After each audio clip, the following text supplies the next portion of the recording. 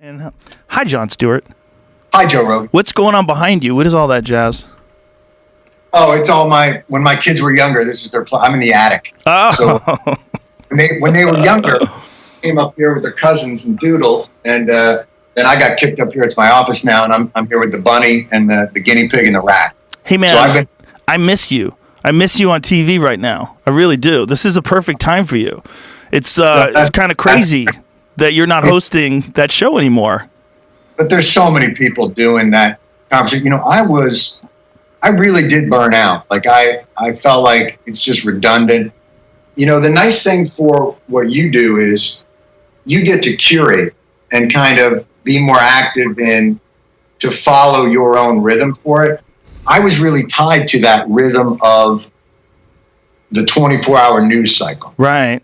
And how fucking redundant it is and how cyclical. And at a certain point, I was like, I don't know what else to do with this. And so I didn't want to stay just because I could.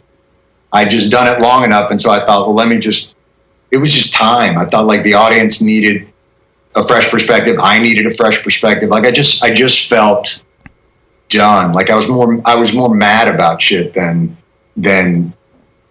inspired, you know? Well, I appreciate that you decided to go out literally at the very top, but it seems like, especially like right now, like John Oliver's killing it and Trevor Noah's doing your show, and it's like this is there's so much to mock. It's almost like an overload. And doing real commentary on politics today, in my opinion, it's almost like you're doing commentary on pro wrestling.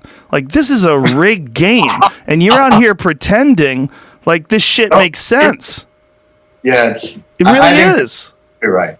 Well, it's also because that's the economic system that's been set up around politics is the very same that Vince McMahon set up around wrestling. You create, it is a kind of, kayfabe. It's a sort of like, There are characters. You know what it's like when you're trying to produce something every day, you're going to go with kind of a boilerplate structure. So you're going to say, all right, our show revolves around, you're from the right, you're from the left, whatever comes in, we're going to filter it through that. We're going to keep it producible, but it starts to, like you say, it becomes inauthentic. But the same thing would happen to me sometimes with, like I'd be doing shows and you would know you weren't necessarily feeling the outrage of something or that the commentary was going to be as spicy or as deep as you might want it, but you might kick it up a notch anyway because it was performative.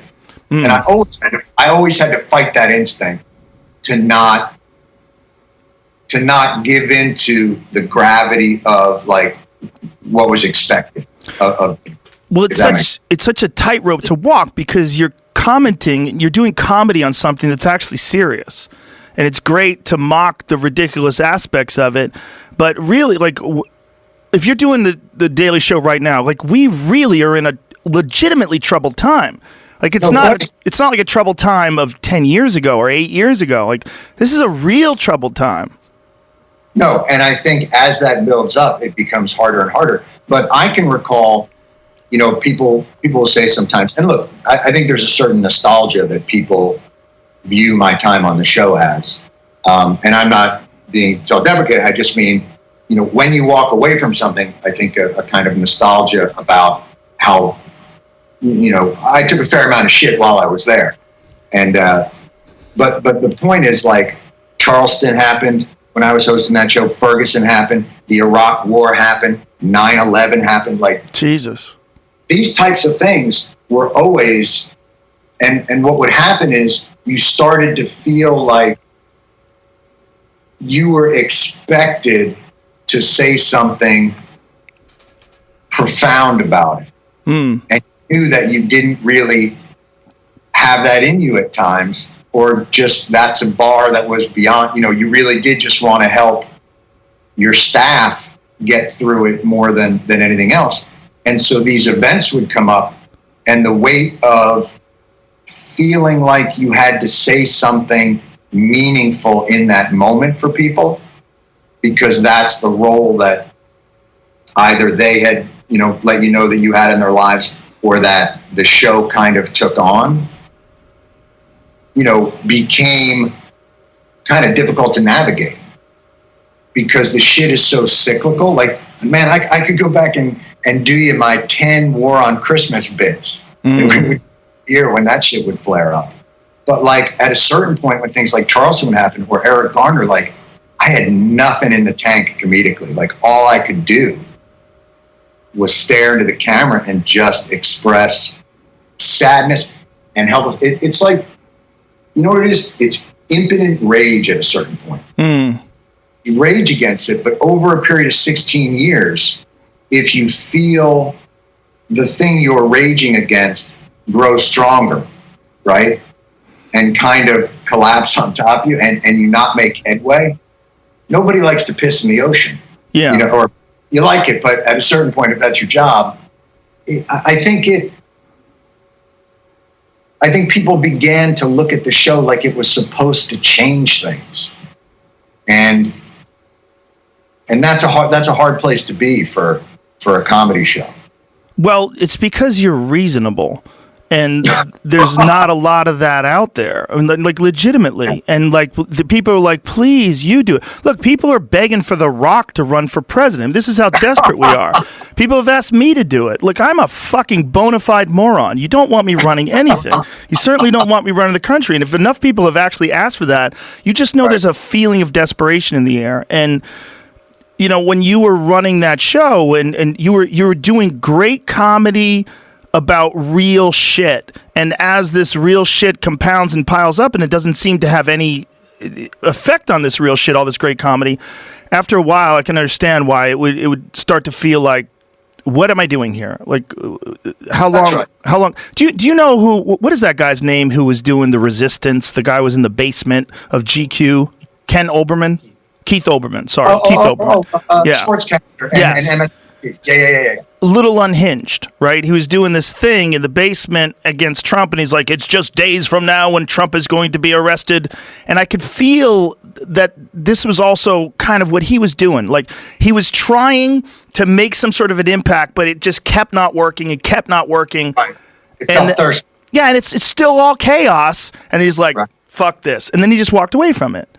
You know, it seems like trying to enact change is so difficult that when actual change happens, it's one of the reasons why it happens in such a big way. It's like there was so many people bounding at the wall and pounding at this wall that when the George Floyd protests broke through, then all of a sudden it's, we've got real change. Let's take down these fucking statues and light everything on fire. And there's this feeling of change and of chaos that is also representative of the fact that it takes so long to turn our cultural battleship. It's like to actually get a real turn is so hard. Everything stays the same no matter how mad people get. That turn, even at that point, that's still the easy part. Yes. The turn's the easy part. Like, this shit's not going to get fixed by HBO Max pulling Gone with the Wind. Like, it's fine. But like, when you pull a movie nobody was planning on watching on a streaming service nobody can find, like, we're still at the symbolic stage. Yes. We're still doing the shit that is symbolic and this is where leadership becomes such a crucial component. So you have this great awakening of energy. It has to be channeled into something lasting and meaningful, and we have to diagnose the real problem underlying this moment so that we don't make a mistake in just changing the window dressing and the gilding on the buildings. Yeah. Like, this has to be foundational in a way that will create something lasting. And that's the hard part. It seems like the shift is big enough that something is going to happen in that regard. It just seems like this shift is nothing like anything we've ever seen in our lifetime. And it's worldwide, which is really crazy. Like, the George Floyd death sparked all these protests worldwide, which has really never happened before with anything that really has taken place in America. And it just seems like there was also a lot of frustration during the bailout period of the COVID crisis that all these corporations were getting so much money. The people got one $1,200 check, and then there was no more talk. And you don't know where the money, there's really no accountability even for where that money went. Right. That's a great point, Joe, because that's So that's what I'm talking about by structural change. Like, I feel like in this moment, this horrible crime and murder sparked something. But what's underlying that is not just the racial inequality and the inequities, but this whole idea of we build our society economically from the top down. Yes. Like, that's the shit that's got to change. Right. We It's a have rigged to. game. Well, like when you're in a pandemic, right? And tens of thousands of people are dying. And then we say to ourselves, all right, well, who are the essential workers? Who are the ones that are the fabric of our society and culture that keep the wheels turning and the trains running? Like, who are those people? Well, it turns out they're the most poorly compensated people in our society. Yeah. Because we flipped the paradigm. For some reason, since the 80s, the investor class has gotten the break, and the working class has gotten minimized. We've devalued work while overvaluing investment. It's such a good point. It does. I don't think we can have the structural change until we flip that. Like, fuck, man. When people talk about freedom, like and liberty, what's more for freedom and liberty than not having your health insurance tied to your job? Right. Yeah. What kind of freedom do you have to make decisions in your life when you fear that if I take a chance, if I go for something, if I try and change my lot in life, my kids will no longer be covered by, so like all the things that we built up to accept, I think we have to turn it over, and it has to lean more. People should be able to have like a you should be able to work a job and not be poor. You should be able to work a job and not need food stamps. Like, that's where we're fucked. We spent, how much in this pandemic? Like $3 trillion? Something like that? 4 trillion? Something along those lines. Who knows if 100 million of it went to Coca-Cola? Like, we have no idea. Right. But you got 80 bus drivers in New York who were dead because they had to keep going in the middle of a pandemic. Yeah. I think you're making a really good point about what's essential as well. When we found out that what the essential workers are, right? People who work at supermarkets, people who build homes, like all these essential jobs. Bunker down. Yes. Like, if you can't afford to. Right. That, you're putting yourself in. You know, it's funny. I was talking a friend of mine named DT, who is, he was really like grievously wounded in war, right?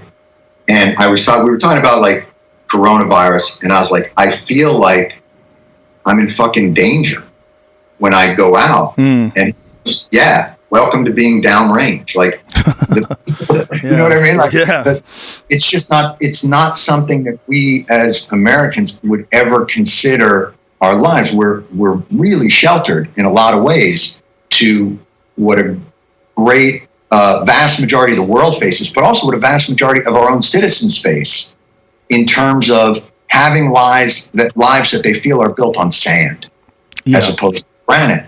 And so his point was like, that's what it feels like when you're in a war, but I signed up for that. But like bus drivers and grocery store workers, like they had to fucking decide, like, I need this money more than I need to protect my life and maybe the health of my family. What a terrible position to have to be in. And unprecedented, and we're ill prepared for it. And it really did highlight what's essential, though, which gets back to your point about this idea of income equality. Like, people will balk at that. Like, hey, this is a game. If you want to figure out how to make more money, invest and do this and become a banker, and you fucked up and you wanted to be an artist, or you fucked up and you wanted to be a carpenter, you should have been whatever. But what they don't understand or don't consider is when shit hits the fan like it did with the COVID crisis, you recognize, like, hey, all that stuff is nonsense if someone doesn't take out the garbage. All that stuff is nonsense if you don't have health care. All that stuff is none of that money means anything if the fabric of society deteriorates to a point where literally everybody has to stay in their home and you can't work. And that's what happened. And it really flipped the whole thing on its head. because we had to consider survival. We had to really consider survival instead of just existence. We were saying, oh my God, we have to protect ourselves from this viral attack. And what it makes you realize is how much money it takes to ante up to the American way of life. And what I mean by that is like, if you just want to buy in to play a hand, right? What's your ante? Well, now they say you got to go to college. So you're talking about a $200,000 ante. Yeah. To get in the fucking game. Right. To get a job when you get out where you're not going to make a fraction of that every year. So you're going to be behind the 8 ball for the rest of your life. Right. Now think about, black people not being able to build equity and wealth through generations of, government policy that excluded them from whether it's the Homestead Act or the Federal Housing Administration or the GI Bill, all these government interventions, socialism, if you will, entitlements, if you will, were made to help white families build equity, right, over generations. Black people were explicitly excluded from that. So add that on top of the amount of money that you go in, and you start to see the hole that we've dug for people. Yeah. And if we don't address that hole, I don't care how many fucking comedy sketches we pull and how many things go, like we're not doing anything. Yeah, we haven't addressed the hole that exists from being 150 years removed from slavery, which is crazy. Right. That's a blink in time. It's nothing. And how crazy is it that I always hear it from like the butt people. They're like, the George Floyd thing, yeah, that was terrible, but. And as soon as they say the but, I'm like, no but. No, but he wasn't an angel. No, but, doesn't matter. Right, doesn't matter. And when you're upset that people are pulling down Confederate statues, like, people have been begging for that since those things got put up in the 1920s to really lock in Jim Crow. Like, those things aren't there. They're not memorials to the dead. They're hagiography to a war for slavery. Like, well, we shot the movie down south, man. So I saw these monuments. You would think they would say, like, here's a statue of Robert E. Lee. This motherfucker thought fight a war to keep people slaves. And then we built this thing in the 20s to make black people kind of afraid so that they knew they couldn't take. But it doesn't say that. Right. It said this great man. Like, of course people are going to pull him down because they've been begging for us to do something about it for 100 years. It's also the origins of those. A lot of those statues were actually put up during the Civil Rights Movement, and they're cheaply made. They were put up as a middle finger to the Civil Rights Movement. No question. Yeah. Look, but we need something there has to be a process. I always think about like what South Africa did. There has to be a painful, led process that allows us, because I still think to this day, and I don't know how your experience with this is, but like, I still think there's a large swath of, white people in society who feel like they blame black people for not being able to get out of this hole that we put them in, or that the government put them in, but they think it's a problem of culture and virtue. Like, hey man, if they would just pull their pants up and talk different, they wouldn't have such a hard time. Hey, why don't you just work harder? Well, it's a ridiculous perspective, and it's also not based on, you don't have anyone who would think like that doesn't understand how human beings develop and grow. If you have someone, it's widespread. Yeah. I would say it's widespread. Yeah, it's a dangerous narrative whenever you blame people for their circumstances, if their circumstances are grossly out of their control and really severely limit their progress. And that exists also for, if you want to talk about coal mining populations in Kentucky, it's the same shit. It's people that we don't all start out at the same starting block. So all you pull yourself up by your own bootstrap motherfuckers, you're lucky you have arms. Okay, there's people out there born with no arms. Like, we should all be thinking of ourselves in this country as a community, not as a bunch of people in competition with each other. We're all piling our money together every year. We throw our taxes into the mix to try to take care of the infrastructure and the government and the housing and all the different things that get paid for by our taxes. We're a community, man, and we're not thinking like a community. We're thinking like a bunch of people that don't want other people to have the same shot in life. But I think you struck on something though that's very important in all this, and that is a theory of limited resources. Like Yes. a lot of the conflict between what you would consider like the more nativist wing of American politics and the more progressive side is this idea of resource guarding. Yeah.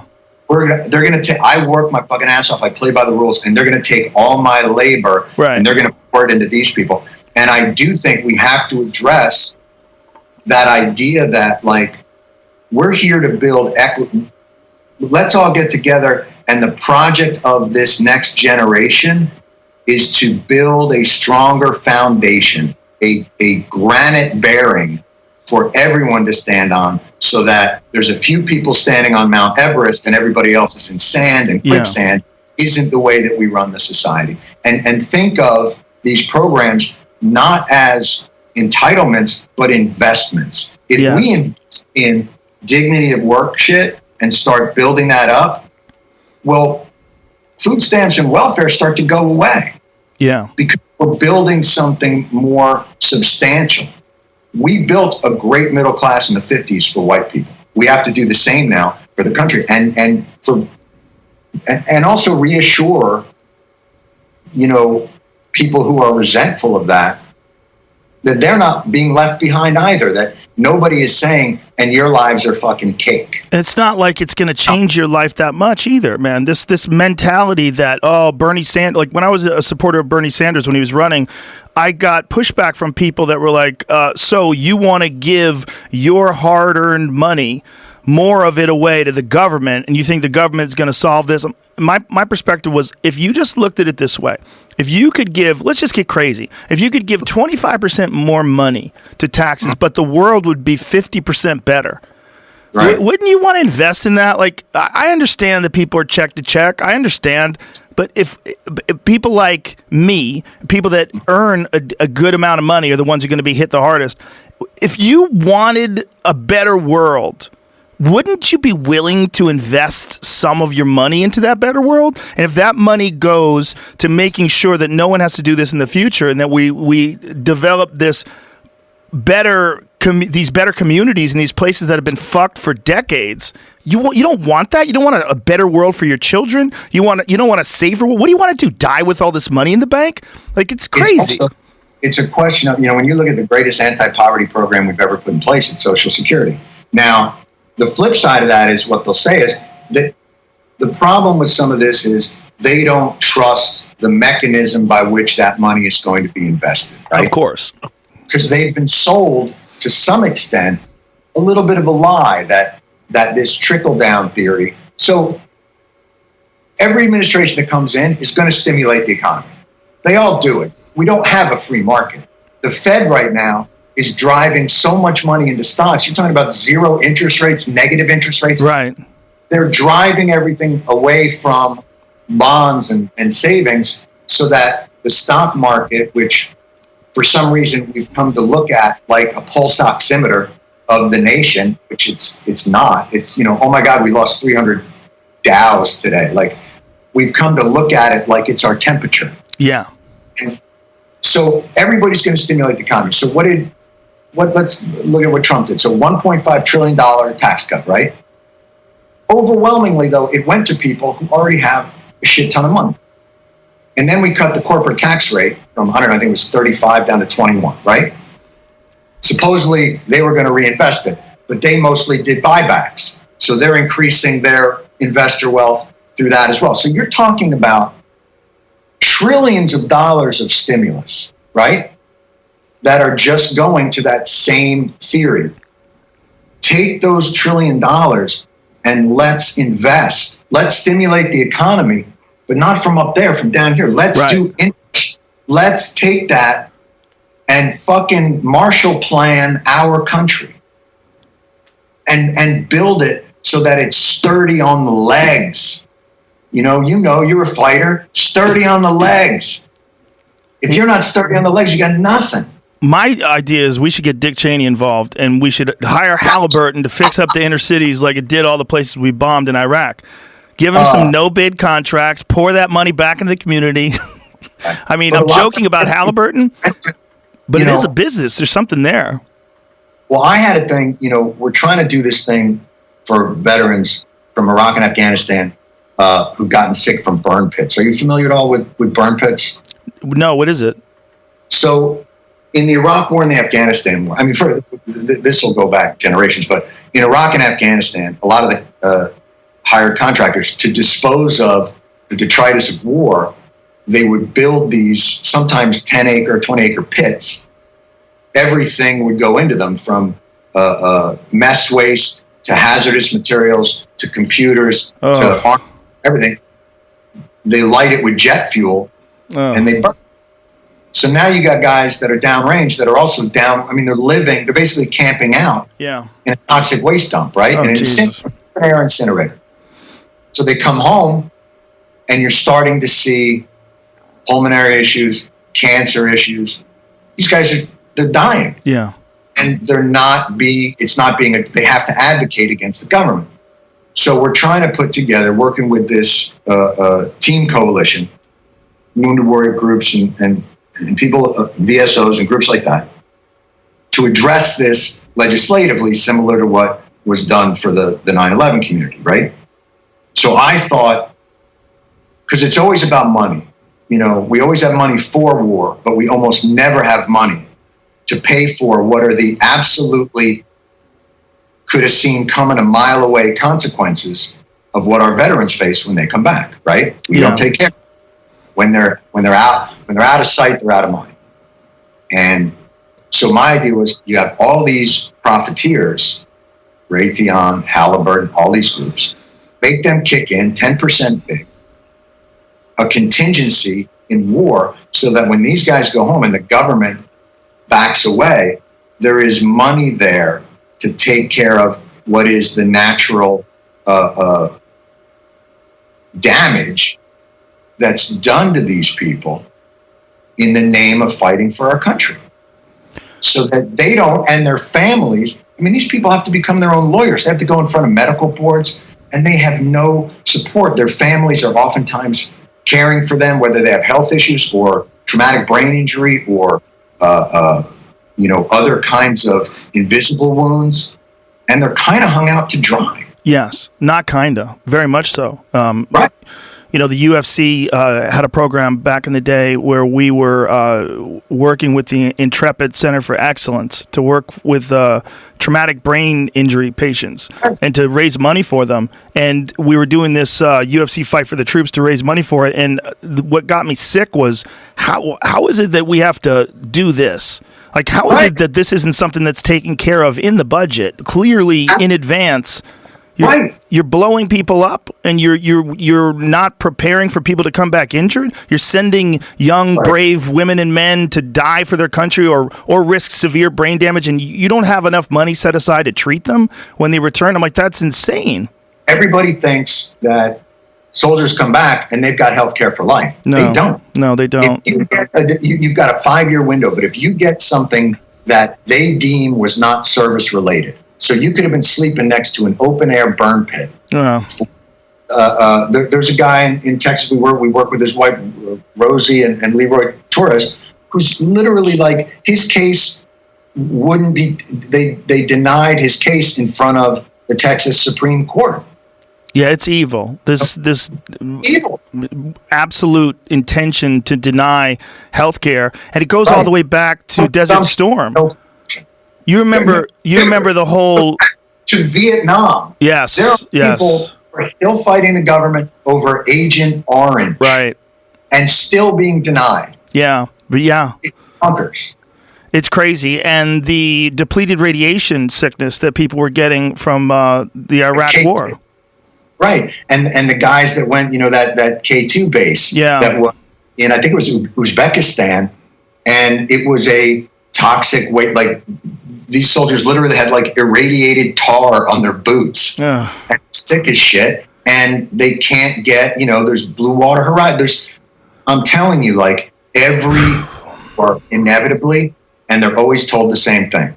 Hey, we don't have the science yet, and it's going to take us 20 to 25 years on the science. But you do have the science, because you got the science from Vietnam. There's jet fuel burned at the Trade Center. So like the science is in. Use that science. Like stop fucking with these people and help them.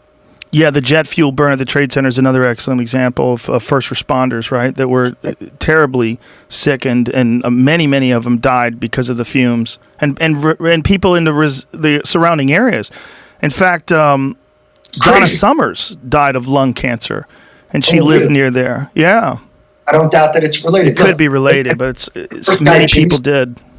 Jimmy Zadroga, he was a cop, and he got really sick. I mean, those guys developed the pile cough like a day into the search and rescue. But Jimmy Zadroga, he gets sick, and they kept trying to tell him that first it was in his head, and then it had nothing to do with where you were and working on the pile and 9/11. And then they tried to say like it's from snorting drugs.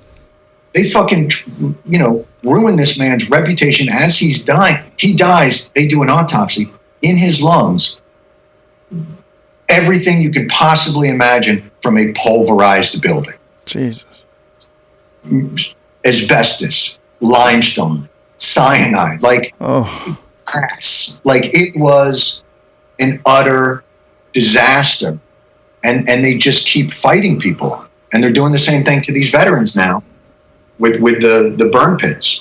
And it's, the whole thing's just got to stop. There's got to be a presumption for these illnesses so that these guys don't have to fight so hard to get disability or health care. I think along the same lines we're talking about reform of the police department, there has to be some reform of the healthcare system that deals with veterans, because it seems to be just this long history of doing it a certain way to save the most money possible. And the idea that these guys are sacrificial anyway, they're sending them off to potentially die if they come back alive. They do their very best to not treat them and to not spend any more money on them. And it's sick. It's amazing we have so many guys that are still patriotic, that still want to go and do this, considering the fact that they're treated so poorly when they return. Yeah. And they lose, listen, being in the military is isolating in the first place. It's just not that, it's only less than 1%, I think, of the population. Put on top of that, when you get out, you're used to being with a unit, you're used to that camaraderie, you're used to all pulling for the same, working as a team. Well, now you're removed from your unit, and if you're hurt, that's even further isolating. And in that moment, to have to then you're worried about your future, your family's future, and in that moment, when that's when the government should step in and go, hey man, you fulfilled your service to us. You fulfilled that covenant. We will fulfill that covenant to you. We will send that, we'll do the right thing. Right. And they do the opposite. They do the opposite. It's some of the shit is so simple and fair and obvious. And you do wonder, how has this system become so corrupt and corroded that we can't anymore as a people do the right thing? Just do the right fucking thing. How did we get here? Well, I think, again, this speaks to what's going on in this country in terms of revolt, that we realize all this stuff, whether you're talking about the healthcare system, whether you're talking about police reform, whether you're talking about impoverished communities that are stricken with crime and drugs, it's not changing under the normal conditions. Something has to happen, and something has to happen in a big way to change it. And all these things need to be addressed, right? Healthcare of soldiers needs to be addressed. Reform of the police, reform of these communities. It has to be addressed. If you're going to spend trillions of dollars to bail out these large corporations, you've got to work on these other problems too. You can't just ignore them because they're not the ones who are funding your campaign. And that's a huge issue, and that's the thing that's got to stop. Look at even 2008, right? So we have this enormous economic collapse in 2008. The housing market sinks, and these derivative mortgage things go down, and the world economy grinds to a halt. Thousands of people lose their job, foreclosures all over the place. So they come in and they pump billions of dollars into the organizations that sunk the fucking ship in the first place. Yeah. That's where the money goes. And I remember asking the Treasury Secretary at the time, this is a mortgage question, right? Because the derivatives made it like a geometric problem. So if they're bundling mortgages and 8% of those mortgages go underwater, it sinks the derivatives market, which is trillions of dollars as opposed to billions of dollars. So I said, with all that money, what if you just made those mortgages that were underwater whole? Because the moment you do that, doesn't that fix your derivative problem? Haven't you just made, and plus then people get to keep their houses. And what he said to me was, you can't do that because of moral hazard. Huh? So moral hazard is a theory that you can't incentivize bad behavior. So what he's saying is the people that took out mortgages on their homes that went underwater, that's their fault. So you can't bail them out because that would be sending a hazardous message morally about the economy. So I said, what's the moral hazard of then making the people that actually blew up the economy whole again? What's that? How is that not moral hazard? And he said, the plane was on fire and we had to land it. Wow. But they lit the plane. They were the ones who lit the plane on fire. How are you're rewarding them for that? Yeah. Yeah, I've heard both sides of that argument. I've heard the argument that nothing's too big to fail, let it fail. And then I've heard the argument that if it did fail, it would be so catastrophic. But I'm saying it wouldn't have failed. So it was a failure because they bundled Yes. more. Oh, yeah. Yeah, they did it all to themselves. But if you made the mortgages at the base of that, okay.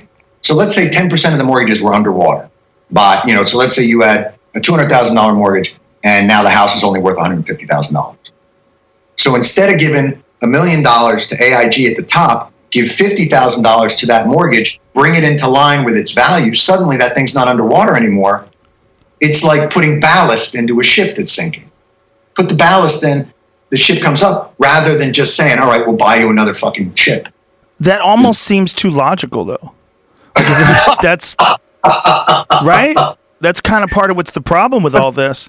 But that's what I was saying. Like, Yeah. when you said, that's moral hazard, I was just like, I don't even know what to do with that. Incentivizing bad behavior doesn't count when you're the ones who tank the economy. I mean, it's like what you're talking about today. Like if someone tried to say that these small businesses that are going under because of the COVID sanctions, because everybody's been locked down, rather, if those people need to pull themselves up by their bootstraps, it's a great example why that analogy sucks. Because like, there's nothing to do, man. You can't work. There's nothing. You like, what do you want them to do? There's no opportunity. It's everything's shut down. If you go under at this time, it's not your fault. It's one of the rare times. If I'm the government right now, here's something I could do that's like, again, like it seems like a simple solution, which is like just suspend and extend. Yeah. So the country shut down, right? What's people's oftentimes biggest worry? My rent or my mortgage? Yeah. Suspend and extend. You know what? We're going to do a 6-month suspend.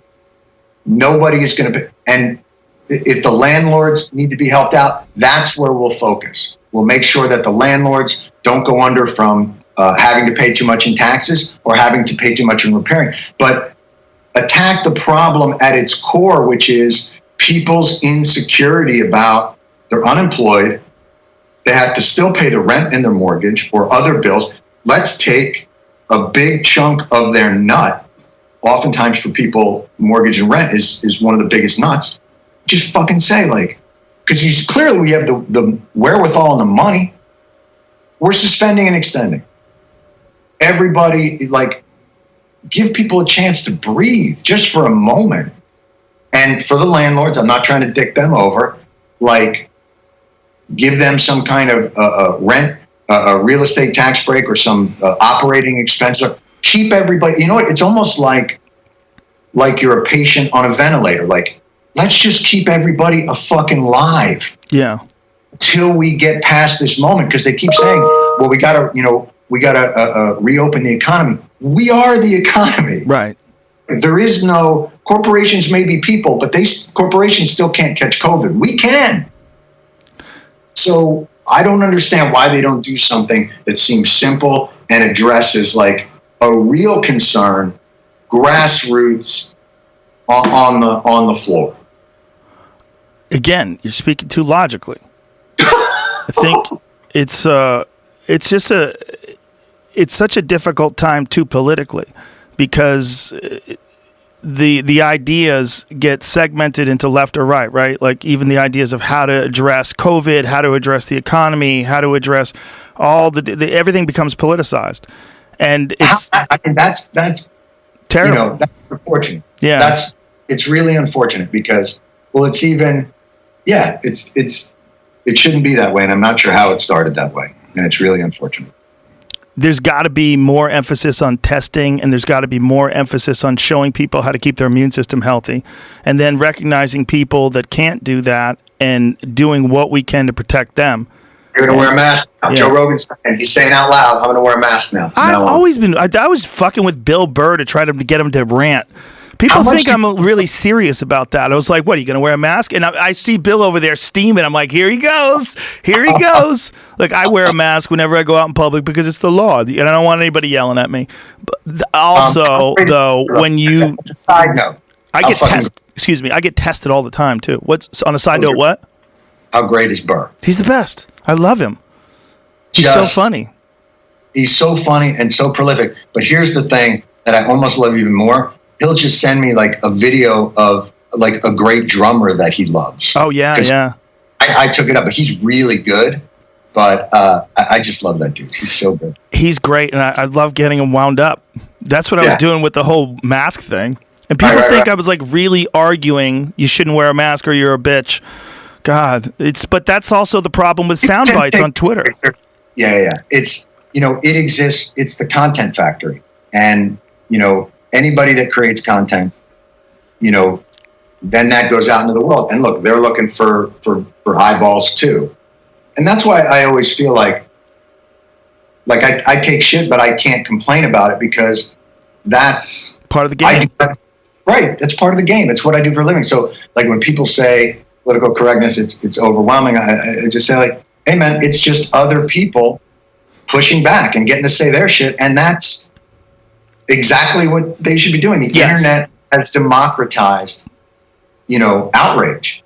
And there's more speech now than there's ever been before in the history of the world. Like we all know, what it's like that. What's the movie with Mel Gibson where he knows what women think? Yeah. Right. So he had ESP. Twitter and the internet is just, we all have developed ESP, and now we know what everybody is thinking. It's all, every day we're just bombarded by what everybody's thinking. Well, you're also bombarded by the people that spend the most time doing it, because there's a lot of mentally unwell people that spend their entire day camped out on Twitter having arguments. And if you want to venture into that world and risk your consciousness and your health, your literal mental health, by communicating in this really crude manner with text messages and, arguing over semantics with people that you don't even know, it's a terrible way to exist. Are you on Twitter? Do you have a Twitter account? I have a Twitter account, but I don't read it. I post things on Instagram. They go to Twitter. Occasionally I'll post things on Twitter, but I don't read it. It's just too toxic, man. I get it, and I know when I've fucked up, and I know when people are mad at me when it's legit and valid, and I know when they're mad at me for nonsense. And I am my worst self-critic, so I don't need other people yelling at me. I know what I did wrong. I stay clear. I think that's healthy. I think that's the only approach you can have in this environment. I think it's a healthy way to look at it. And, I always try and keep myself like, you figure when people are coming at you, there's probably going to be something constructive in there. Yes. And sometimes I have the energy to find it. And sometimes I'm just like, I really can't do this today. Yeah, sometimes you can't do it. But yeah, there's value in criticism. It's very important, but not too much. It's like anything else. Like there's value in a little bit of snake venom. You develop a tolerance. But if you get a big fat dose, you're dead. And it's in many ways, it's the same with interacting with people that are upset with you. There's going to be people that are upset with everybody for no reason, no matter what the story is in the news, even if it's clear cut to you and I, there's going to be someone who has a violent opposition to that idea. It doesn't mean they're right, and it doesn't mean you're right. It just means people have a lot of different fucking ways of looking at the world, and if you want to exist in conflict in perpetuity, stay on Twitter and stay on Twitter all day long and just argue with people. I don't want to do that, and again, it's not that I don't have any room for improvement. It's not that I don't appreciate or accept or recognize the value of criticism, because I definitely do. It's that it's not healthy. It's not healthy for me. It's not. It could directly affect the kind of content I put out. It's not good. That's what I was about to say. Do you feel like one of the hardest thing to do is to maintain your kind of creative barometer so that you don't let those kinds of things, when you feel like they're not constructive, pull you too far to the outrage world or some other things, like to maintain that? And that's why I think it's good, like what you do in terms of conversation. Like you basically say, I'm going to do long form because that, feels like, at least from my perspective, the healthiest form. Yeah. Is conversation. But even in that case, people will take long form, edit things out of context, and then it becomes the same problem that we have with Twitter and with everything else. You get these little sound bites, these little video clips, and you don't understand the full context of the conversation or what was actually said, and then people get outraged at that. We are living in a very strange time, and I believe it's an adolescent stage of communication, and I think it's going to give our frustrations for this are going to give birth to a better form. And I think one of the things that podcasts, what it's in response to, and the popularity of the long form, is in response to people being upset with like these traditional late night talk show things where there's a window here with one guy on the right and a window here with a guy on the left, and there's a person in the center, and they're yelling at each other, and then you cut to commercial, and you don't really feel like things got resolved. So the response to that, where people are gravitating, it's theater. Yeah, I think there's the same. Was it hard for you? When we came up as comics, it was also at that point like it was sort of a gladiatorial environment, and I remember, the Boston scene, was always like, that's a tough scene. Yeah. And you'd come up and it was kind of gladiatorial, but you had that audience and you develop kind of that thick skin. Is it hard to then make that switch in your mind to this different form that's so much more considered, so much less about conquering the stage? Yeah. It is about being open. And is that something that for you, what was the switch for you from those two forms? Because that's an interesting switch. Well, in the beginning, there wasn't a very good switch. It's like one of the reasons why the early episodes sucked. It's like I didn't know what I was doing, and I didn't think anybody was listening. It was just for fun. And there was a lot of just hanging out with comics and just doing what comics do. If we were at a diner somewhere, just talking shit and making each other laugh, but we were doing it and videotaping it. And then along the way, I started interviewing actual interesting people and talking to them and having conversations, and there's a place for comedy, and then I make a really big point in never trying to force comedy into places where it doesn't belong. I do that also with the UFC. When I do commentary, I'm never funny. There's no reason to be. It's not what my job is, and then when I'm doing a conversation with someone, I just try to talk. I don't try to be a comic. I'm a human. I want to know what they're talking about, and I want to get them to expand upon their ideas as best as they can, and I want to be engaged. That's all I'm trying to do. So it wasn't that was a big transition. It was that I had to learn how to do this thing that I didn't think was a skill. I thought that like being on the radio or podcasting, was just talking. That's what I thought. It's like you're just talking. And then I realized, no. You're talking in a way that people want to listen. You're making it entertaining. You're keeping your ego in check. You're moving the conversation along while not being overbearing. You're not letting people ramble too much where it's boring you. You got to figure out how to juice things up and push them and massage them and move them around. It's a skill, and I didn't think it was a skill. And, and like I said, that's one of the reasons why my early episodes suck so bad. There wasn't even any consideration to the fact that people were listening. It was just fun. We were just doing it for ourselves. And then along the way, and this actually also speaks to the value of criticism, I read a bunch of criticism about what was wrong with the podcast. That we talk over each other, or I talk too much, whatever it was. And I took it to heart, and I would think about it. I go, okay, I got to consider that people are listening to this. This isn't just what I want to say. It's what I want people to hear, and how I want it. Just like stand-up, you want the joke to easily enter into a person's mind. So it's so well written and so perfectly timed that the audience goes, Jon Stewart's got this. I'm just going to sit back and let him take my thoughts on a ride. And that's what really good stand-up is. I mean, it's one of the reasons why Dave was able to do that 846 special that way, where he has this long, drawn-out story with so many important points and a few laughs thrown in there, but so engaged. And he's so you just go with him. You just let him take you. Just let him take you. And that's everything, whether it's someone giving a speech or, I mean, even like just almost every conversation that we have. There's a skill to it that we're not taught. I mean, you know what it's like to talk to someone where they're not even really talking to you. They're just kind of waiting for them to talk. They're waiting for you to finish so they can talk about themselves. That's a real problem with people and communicating. And I had to learn how to be a better communicator, really. And also how to be authentically you, because there is now, like, I think the best measure sometimes of art or of stand-up or those things is when you hear things or see things that are uniquely that person. Like, nobody could have delivered 846 but Dave. Right. Like, perfect. Yeah.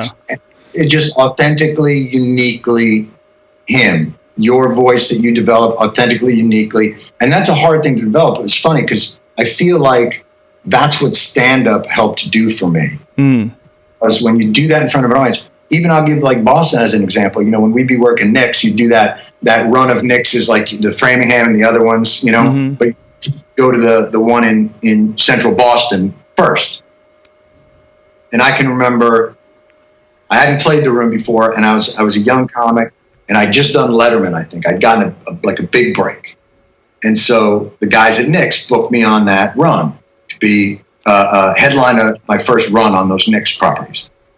So I came into Knicks, and they were just going to throw me up on stage. And what they did was such a learning experience, because you kind of think like, I'm on Letterman. I'm just going to walk into this place. I'm coming up from New York, hotbed of comedy. I'm going to fucking strut my stuff at Knicks. And they threw up before me, I think it was Lenny Clark, Kenny Rogerson, and Sweeney. And I walked down the room, and it was like Dresden. Like, they had so blown that room out with brilliance. And then it was like, from New York, a Letterman guy, Jon Stewart. And it was like they were clubbing a baby seal. Like, I was helpless. Man. They did that to everybody. But so, like, wonderfully humbling. Yeah. And because it makes you realize in the moment, like, all right, I've got a shit ton of work to do. Yes. Like, Kenny just murder it with brilliant shit. And it was just like, oh boy. Yeah, if you want to be humbled, that the Boston comedy scene in the late 80s and the early 90s, that was the place to be. And it was a great place to develop too, though, because it lets you know. I mean, you never want to be overconfident. It's one of the worst things you could be in anything. And you never want to be lazy.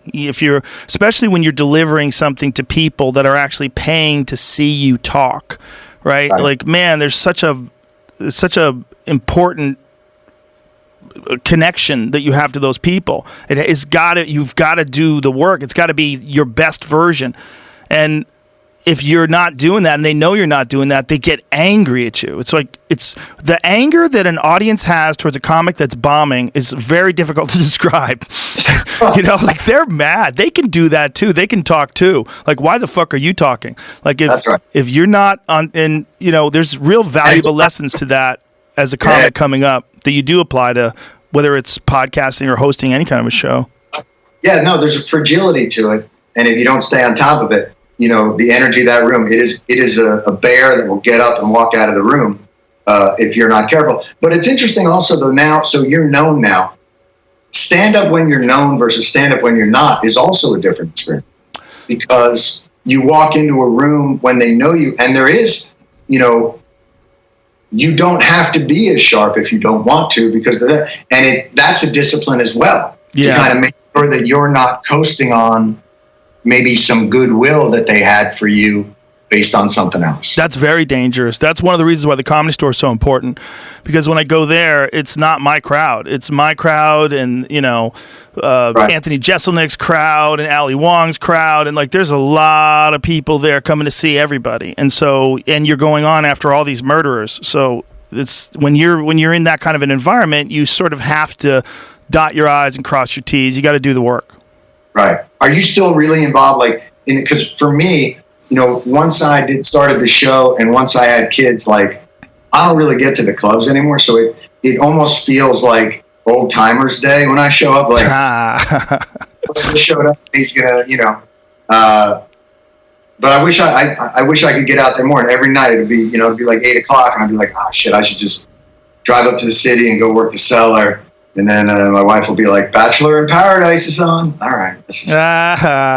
Yeah, well, the way I had been setting it up at the store was all my sets would be after 10 o'clock for the most part, except rarely I would do an 8 o'clock show. So everybody would be in bed.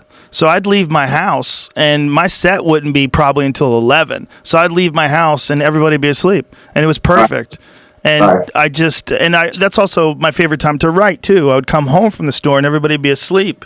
Fire up a joint and sit in front of the laptop and come up with some ideas. And I had it down to a science before the lockdown. Right. Has the lockdown messed with your routine? Are you a creature of habit? I don't know. I mean, for my comedy routine, it certainly has. I don't know. I mean, I'm doing my first shows this weekend in Houston. I don't know what the fuck's going to happen. I don't know if I know how to do it anymore. It's going to be very strange. Hey, Houston is like, you couldn't go more into the belly of the beast. Like right now, Houston, yeah. Like it's like being on the surface of Venus. Like it's off the charts with this thing. Yeah, I'm gonna go on stage with 2 bottles of Lysol and just, how girls do that thing where they spray perfume when they walk through it. Right. I'm gonna do that with Lysol on stage. A little bit on the.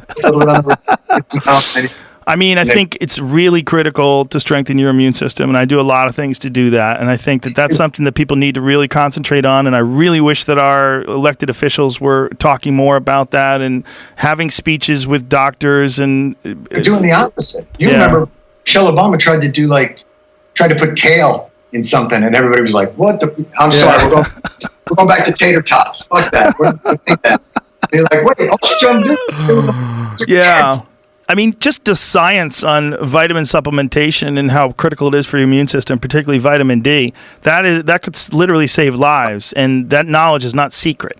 That knowledge is out there. So you did those episodes on the Game Changers, with James Woods, and it was fascinating to watch, because I watched that movie, and nutrition is also like diet is such an important part of what we do to ourselves that we don't think, and especially in a time of COVID, where so many people, like you say, like when you see what this does to people with type 1 diabetes or with other kinds of conditions that might be caused from either poor diet or lack of access to healthier options and things like that, you realize like, shit, we've put ourselves in a very vulnerable position. Yeah, very vulnerable.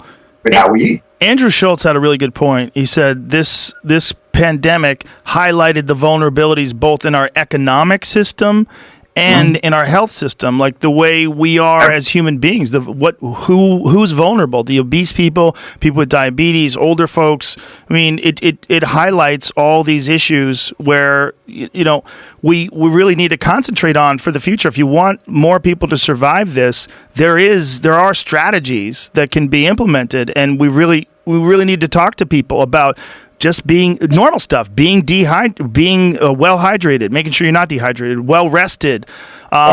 Teach people meditation techniques. It's not hard to learn some breathing exercises that have been actually proven to increase your immune function. It's not hard to teach people about vitamin D and supplementing it if you can't go outside. So how do you get people then to take action? Because here's the other thing you remember, like people's lives are hard. Yeah. When you're talking about like what we talked about earlier, like economic inequality, it's hard to go into an area where they feel like, shit, I don't know where my next meal's coming from, and be like, so here's what we're going to do. We're just going to sit and breathe quietly for 5 minutes, and everything's going to know, it's a really difficult. It's like hierarchy of needs. You know, Yep.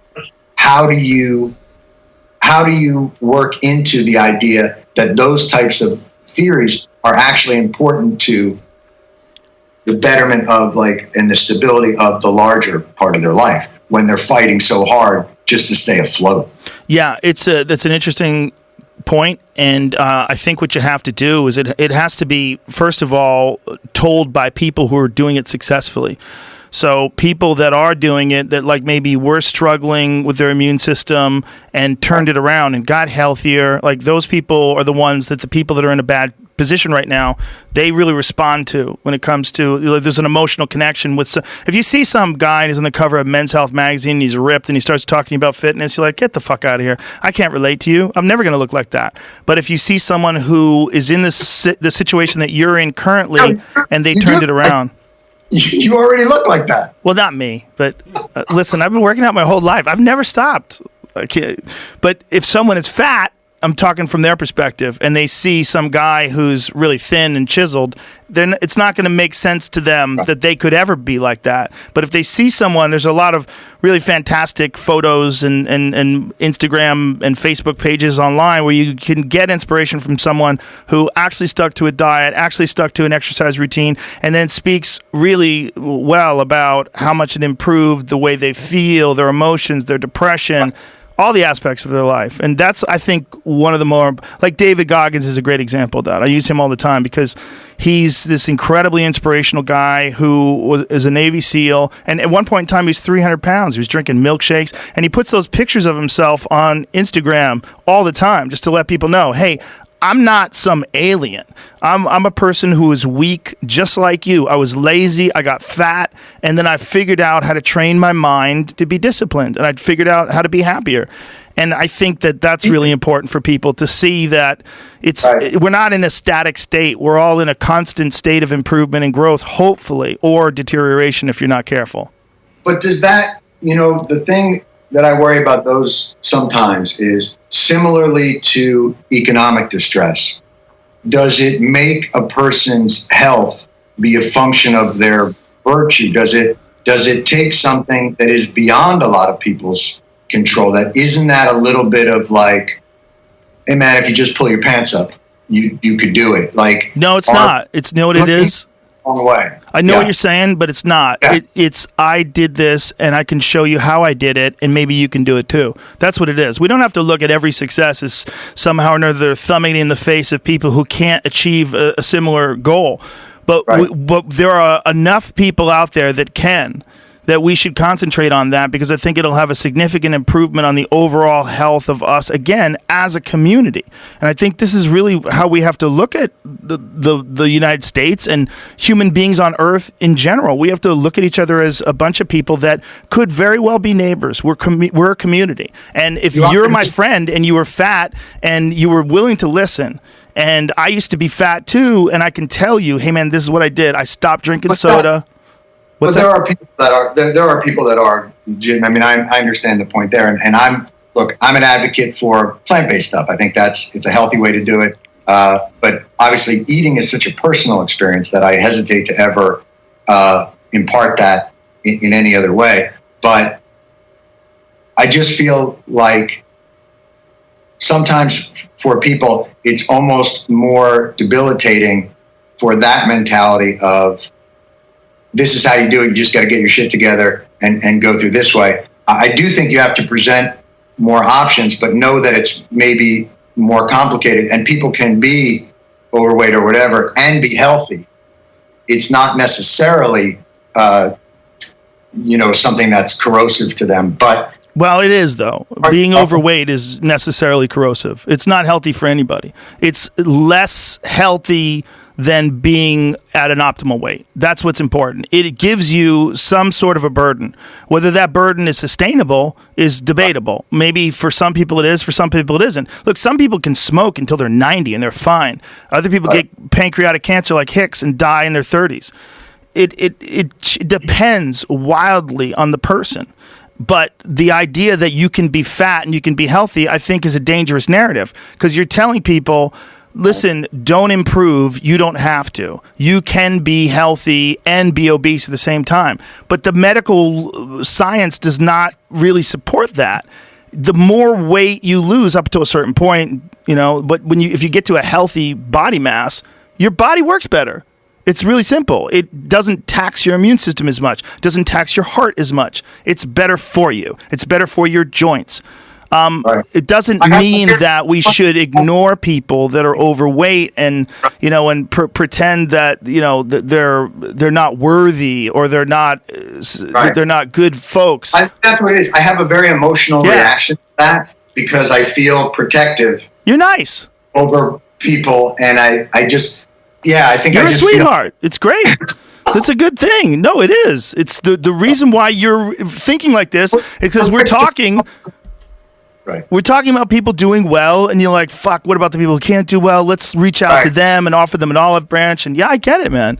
I get you're right. You're right. Look, I have very good friends that are morbidly obese, and they don't want to listen, and there's nothing I can do. I just hug them when I see them, and I hope that one day they come to grips with it and they change. But they don't have to. You live this life for a certain amount of time, and if you want to live it eating cake and drinking beer, that's you. You do whatever you want. We're all in the end, we're all going to be in the ground. It's all pointless. Wait a minute. We just had an hour-long conversation about optimistically taking this country and turning it around and got very fatalistic all of a sudden. Well, that's true. In the end, we're all dying. That's how the story ends. We're all dead.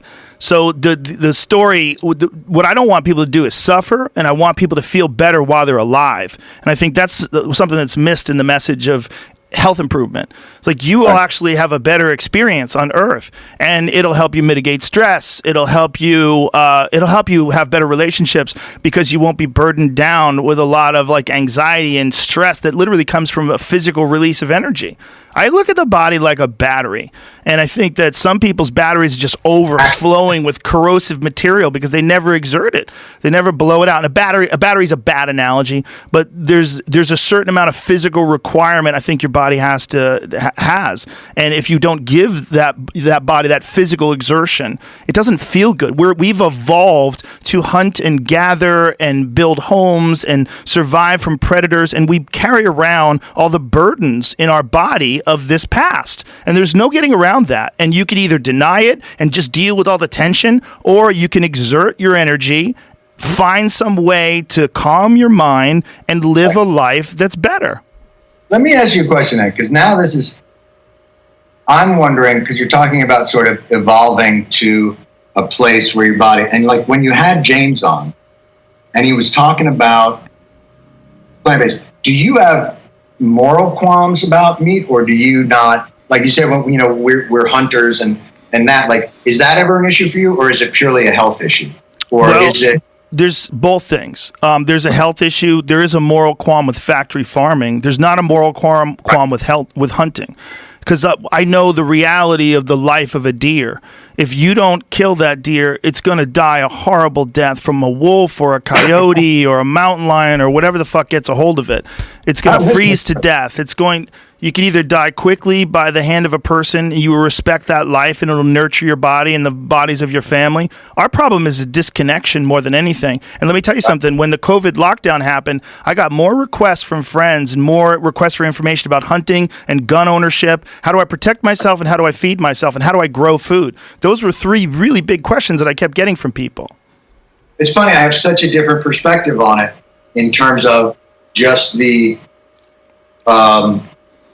relationship between myself and I was a big meat eater. I was a big like deli guy, pastrami and corned beef and all that. My wife got into rescue and these types of things, and we ended up with a farm with pigs and goats and sheep and things like that. And it became untenable for me to make that decision.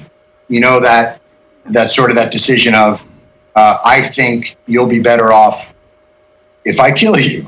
And it was something I could no longer manage once I knew the process of it.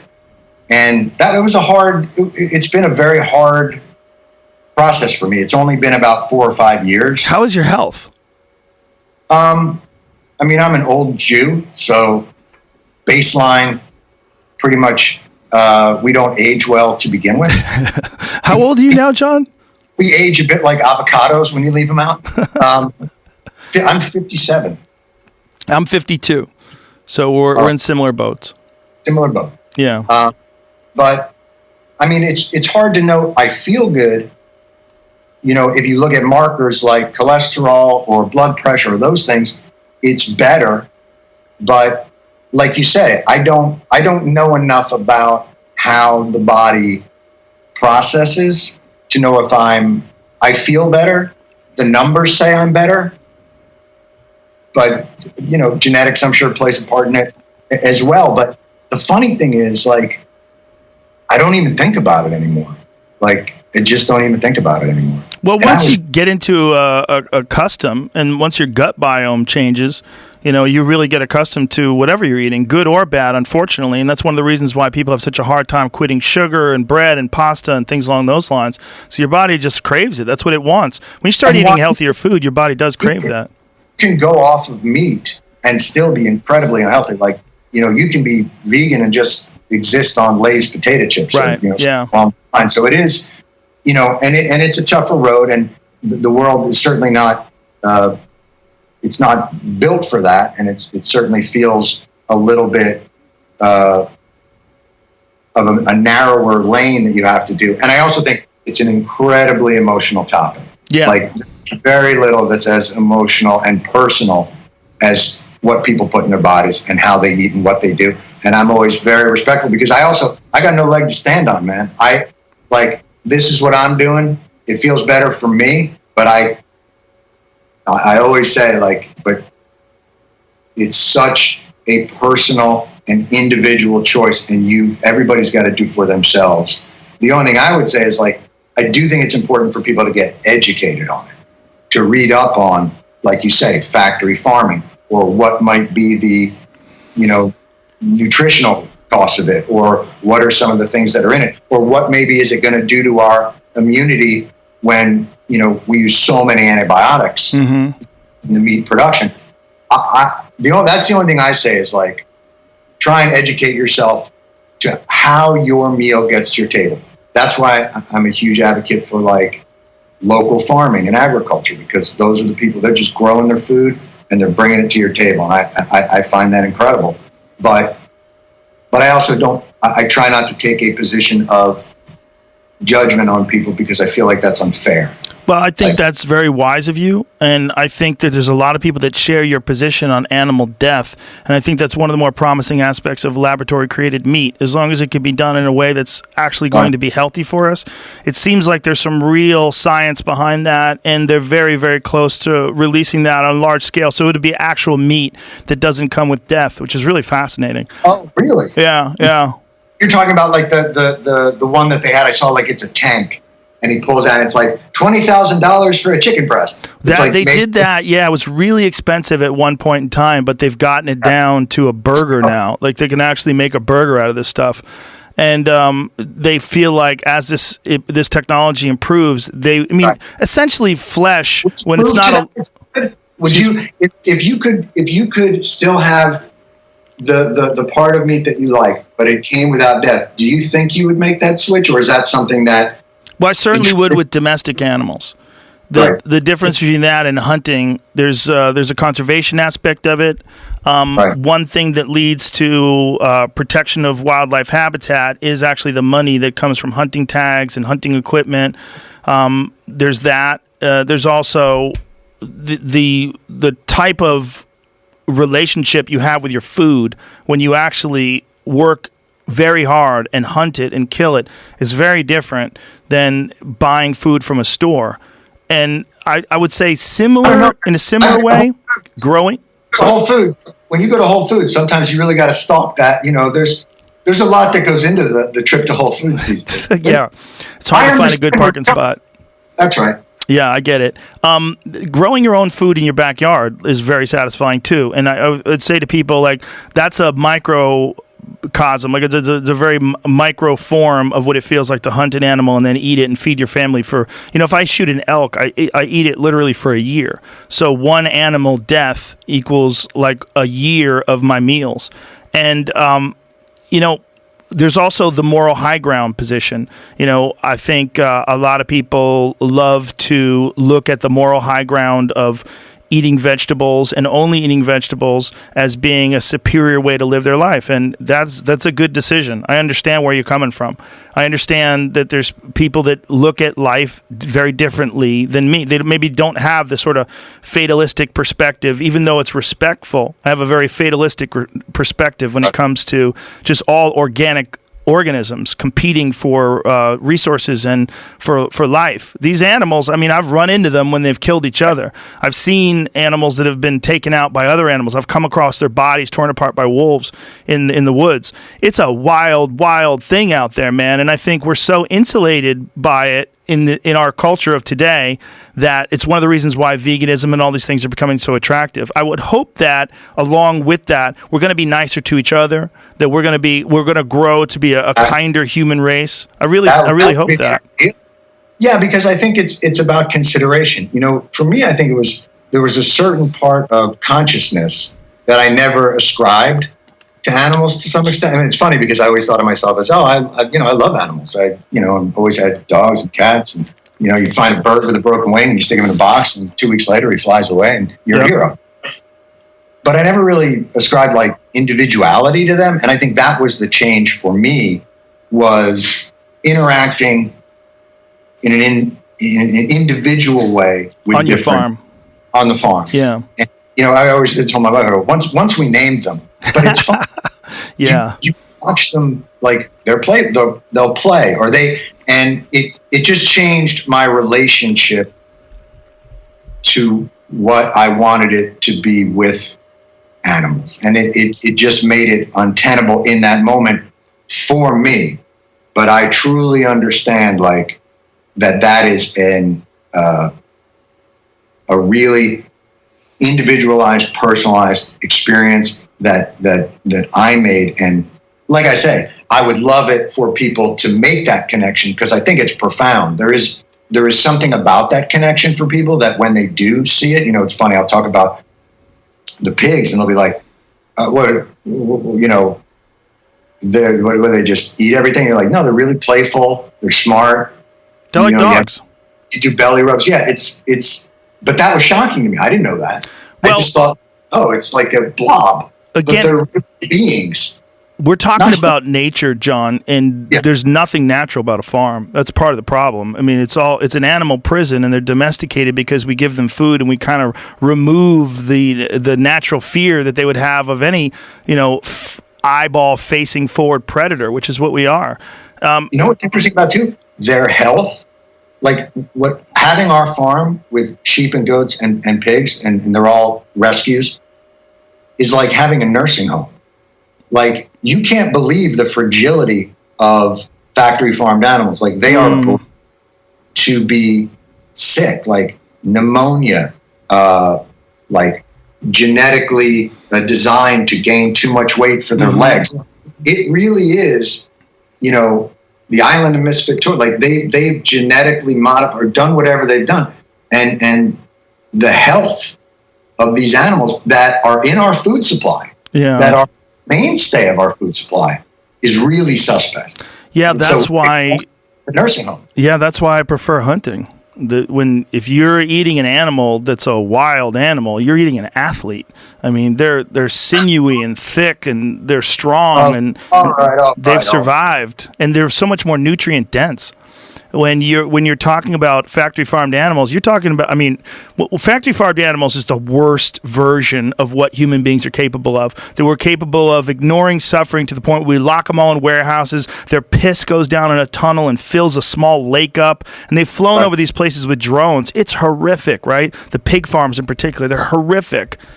But when you're talking about what you're doing on your farm, like, of course you can't eat those things. They're your pets. That would be, you're naming them and feeding them and touching them. But I extrapolate that now. So I think what happened was I went, oh, right. That's in the same way that, like, I love my dog. But if you have a dog, I wouldn't kill your dog and eat it, because I look at dogs now in a different way. So I think I extrapolate to the animal kingdom in a way, I feel like, because of my wife, and she's a much kinder, smarter version of me. So because of her kind of showing me that relationship and experiencing it myself, like, it's just changed the way that I view it. And that's been, and it kind of takes us back around to the earlier part of the conversation, because when you think about animal agriculture and you talk about those hog farms, where are they located? They're located in the poorest neighborhoods. Right. They locate, and the environmental damage that they do is also damage that's done to poor rural communities that live around them. Now, I'm not suggesting that there's an economic incentive and an industry around it, and certainly not, you don't just end industries, but reform, again, like it's sort of like, George P. Bush said this. He was talking about Donald Trump. He goes, I'm going to support Donald Trump because Donald Trump is the only thing standing between America and socialism. And I was like, the only thing standing between America and socialism is an inability to meaningfully reform capitalism and its more damaging effects. And if we can't do that, then the people take to the streets. I think reform, like Bernie was talking about and those other guys, that will save capitalism. That will save democracy by showing that we recognize that there is collateral damage to the systems that we use to gain wealth and to gain power. And if we can reform those systems meaningfully for the people who suffer most terribly under them, we save it. But if we can't, the Bastille gets stormed. Like, that's just what did Kennedy say? If you make peaceful evolution impossible, you make violent revolution inevitable. Yeah. So I think at some point we have to demonstrate the will and the stamina to be able to attack these problems. And that's why I'm voting Joe Rogan. Yeah, no, I think everyone agrees, but everyone feels like their hands are tied. And again, I think that's one of the reasons why these protests and just this whole explosion after George Floyd has been so transformative. I think because people recognize, like, this is a real moment of change. And of course, opportunists and looters and all kinds of other crazy shit happened along the way. But it speaks to the fact that there's so many people in the street. It speaks to this like, we can actually do something now. We've got momentum. Let's keep it moving. Are you hopeful? Yes, I'm always hopeful. I'm very optimistic, even though I have a fatalistic perspective. It's the exact same. People say to me, in these terrible times, how do you remain hopeful? And I'm like, because better people outnumber shitty people. Yes. By a long shot. They do. That's just the truth. They really sometimes do. We're powerless. Sometimes we may act out of fear or resource guard, whatever that is. But better people outnumber shitty people by a long shot. And we're in an adolescent stage of our evolution as a civilization. It's growing and changing. There's never been a civilization like us today, and we're growing and changing to try to suit our real sensibilities and to try to get better at this fucking thing, and not just accept this old, crazy, corrupt structure that's existed forever. Thank you. You've put a little fire in my belly. Good. Like this. Beautiful. I've been kind of around doing the thing, but like. I've really enjoyed the conversation. Listen, man, I always enjoy talking to you. I appreciate you very much, and I don't get to see you enough. All right, my friend. And hopefully, when this all ends, everybody can gather again at the store and do a good set and talk some shit with each other and have some fun. Let's do it, brother. All right, take care, my friend, and good luck with your film. Irresistible is out when? Yeah. Now? Tomorrow. I'll watch it. Jon Stewart, you. ladies and gentlemen. Thank you, my brother. Thank you, sir. Bye. Bye-bye.